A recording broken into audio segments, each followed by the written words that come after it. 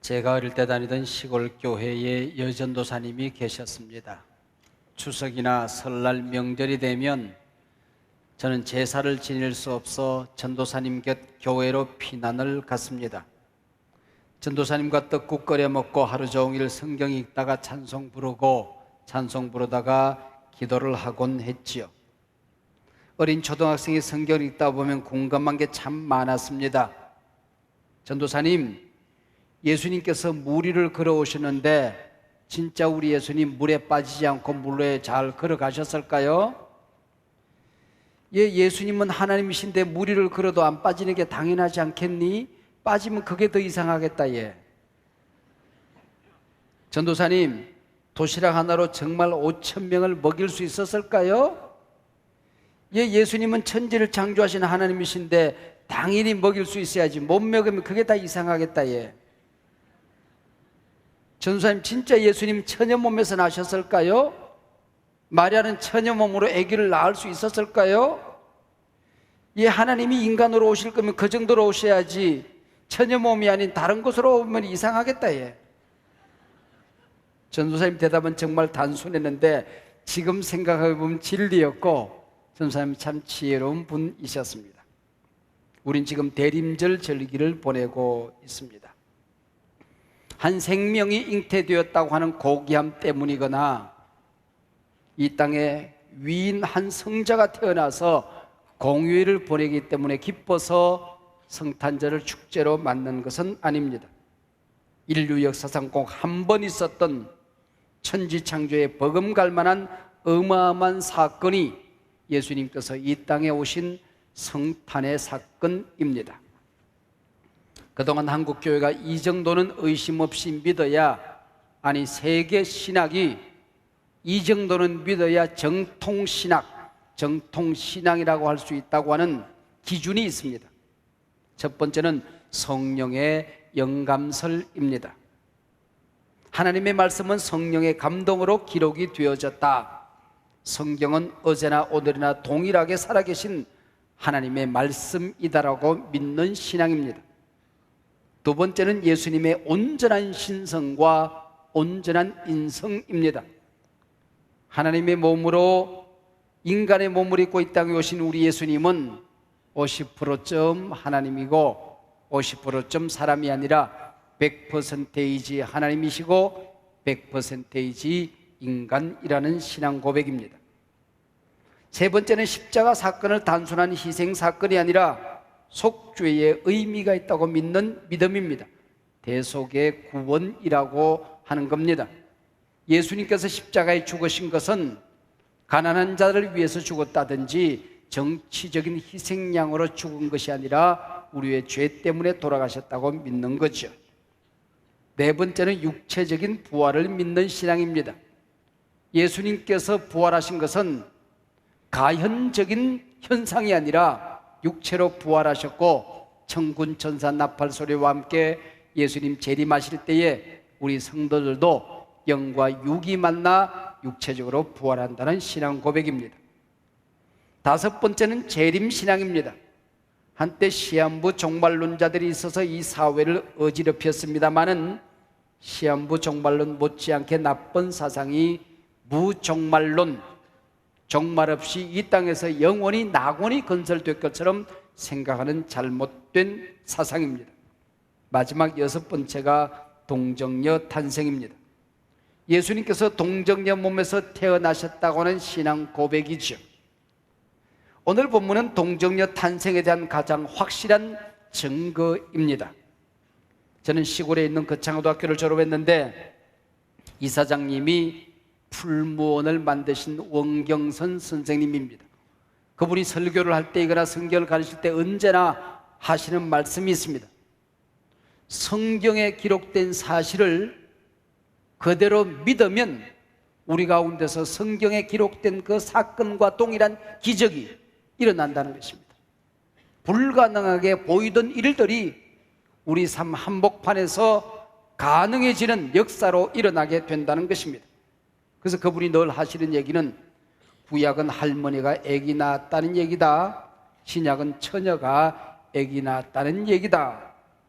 구약에 보면은 이삭은 아브람 100세 때에 사라가 90대에 사라의 경수가 끊어졌습니다. 난자 생산이 불가능한 상황이었습니다. 천사가 나타나 내년 이맘때쯤 아이가 태어나게 될 것이다. 사라가 킥킥대고 웃었습니다. 하나님도 모르시는 게 있네. 그때 여호와께서 능치 못하실 일이 있겠느냐. 1년 후에 아이가 태어나니 그 아이가 이삭입니다. 마노아의 아내가 잉태할 수 없는 상황에서 천사가 내년 이맘때 아들을 낳을 것이다. 그래서 태어난 아들이 삼손이었습니다.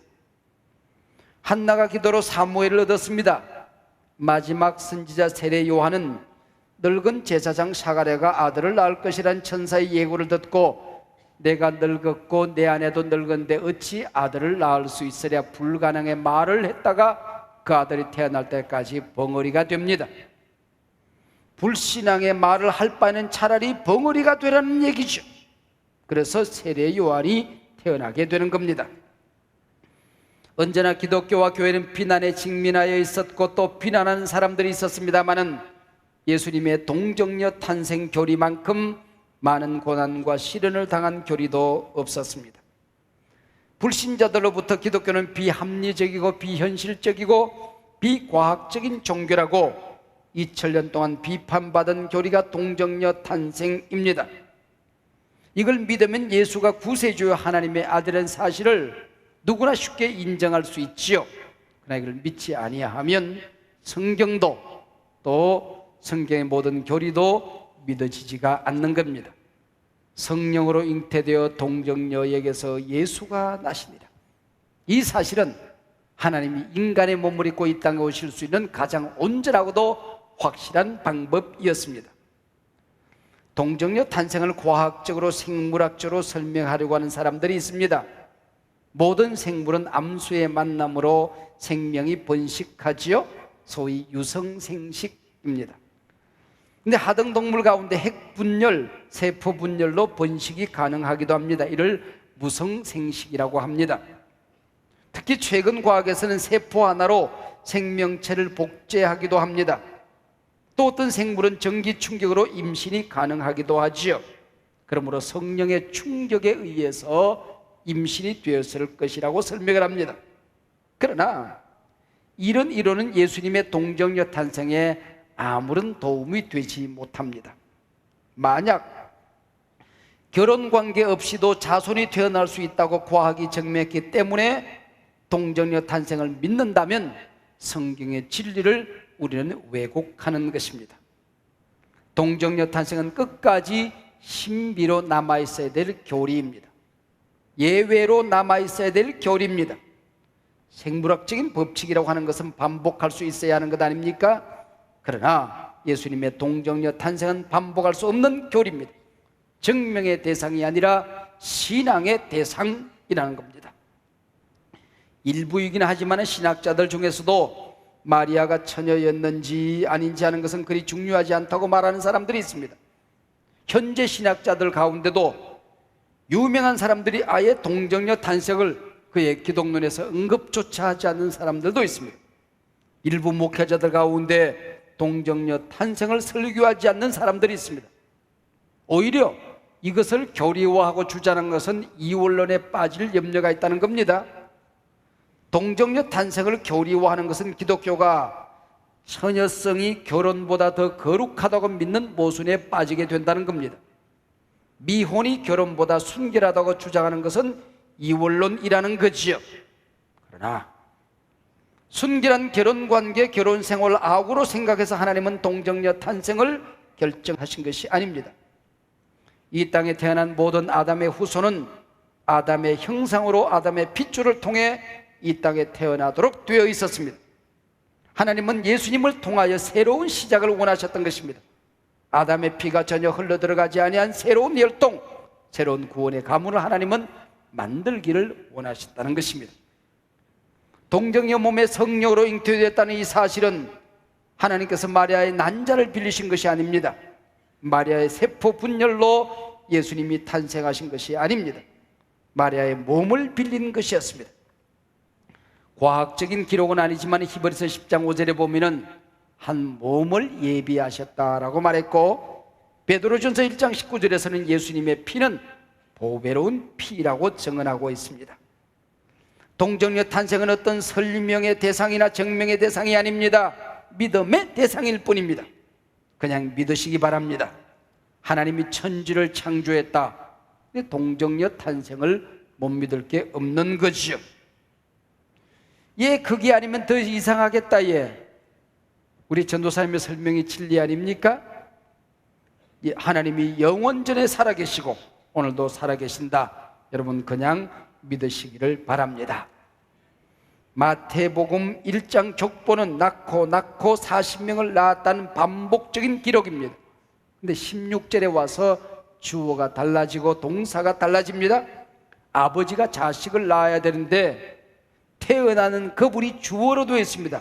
마리아에게서 예수가 나시니라.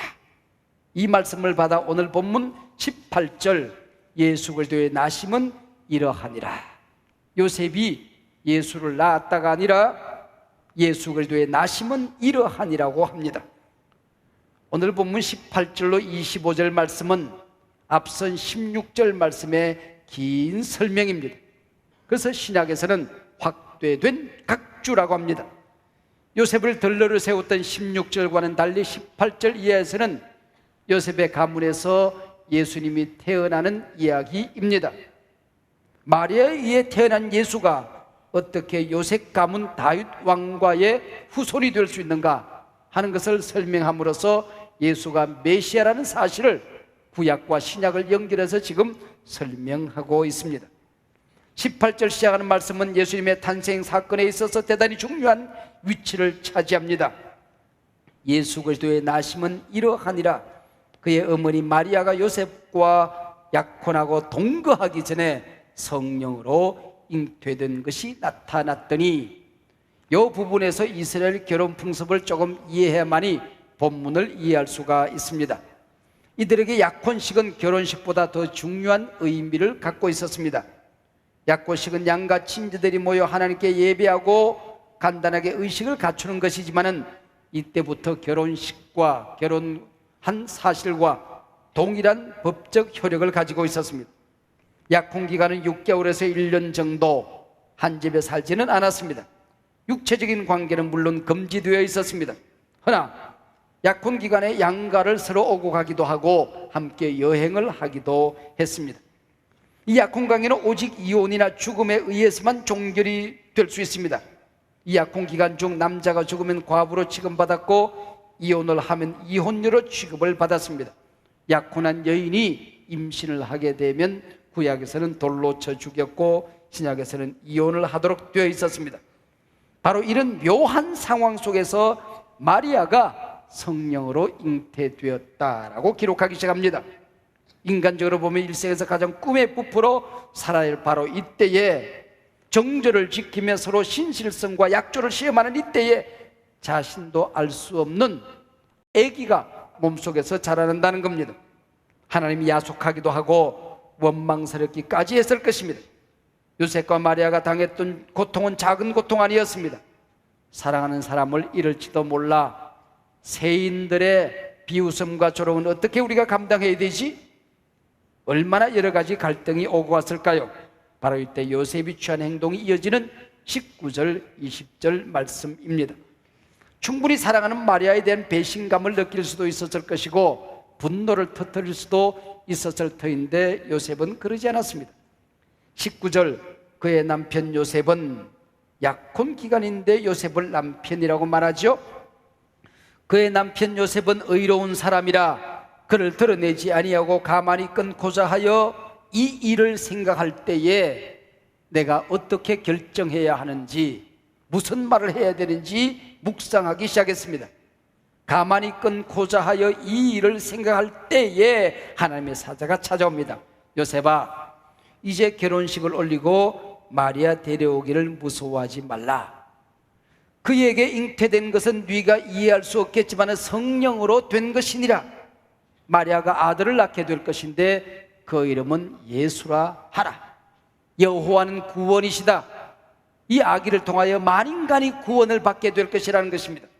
이 모든 일들이 구약의 약속대로 차곡차곡 이루어지고 있다. 이것이 19절로 22절까지의 말씀입니다. 그의 남편 요셉은 의로운 사람이라 그를 드러내지 아니하고 가만히 끊고자 하여 이 일을 생각할 때에 주의 사자가 현몽하여 이르되 다윗의 자손 요셉아 네 아내 마리아 데려오기를 무서워하지 말라. 그에게 잉태된 자는 성령으로 된 것이라. 아들을 낳으리니 이름을 예수라 하라. 이는 그가 자기 백성을 그들의 죄에서 구원할 자이심이라 하니라. 이 모든 일이 된 것은 주께서 선지자로 하신 말씀을 이루려 하심이니 이르시되. 예수님께서 이 땅에 태어나기 전에 이미 예수님에 관한 이름이 여러 가지로 신약성경에 나옵니다. 예수, 여호와는 구원이시다. 그리스도, 기름 부음을 받은 자, 메시아라는 뜻이죠. 임마누엘, 하나님이 우리와 함께 계신다. 그는 하나님의 아들이라는 것이었습니다. 마태복음을 공부하다 보면 구약 예언이 이루어진 사건들을 자세하게 기록한 내용이 10번 정도 나옵니다. 이것을 예언 성취문이라고 하는 거죠. 구약에서 약속된 것이 신약에서 정확하게 이루어지는 이 사건들을 기록함으로 말미암아 천지 우주 만물을 창조하신 하나님이 구약의 역사를 이끌어 오셨다는 것입니다. 구약의 역사를 이끌어 오신 그 하나님께서 신약의 문을 여셨다는 것입니다.